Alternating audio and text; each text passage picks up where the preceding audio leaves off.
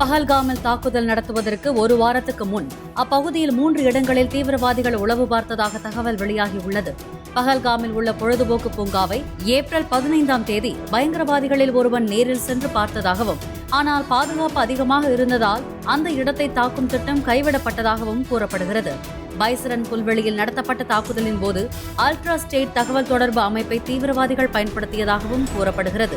Sim கார்டை பயன்படுத்தாமல் குறுகிய தூர பாதுகாப்பான தகவல் பரிமாற்றத்துக்கு தீவிரவாதிகள் இந்த அமைப்பை பயன்படுத்தியதாக பாதுகாப்புத்துறை வட்டாரங்கள் தெரிவித்தன.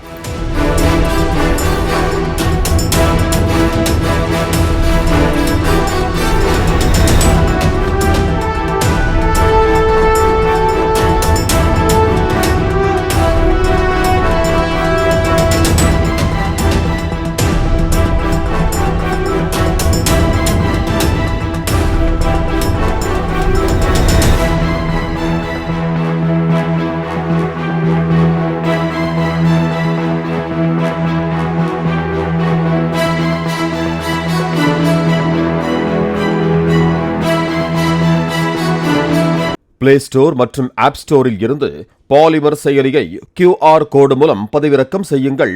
செய்திகளை உடனுக்குடன் பெறுங்கள்.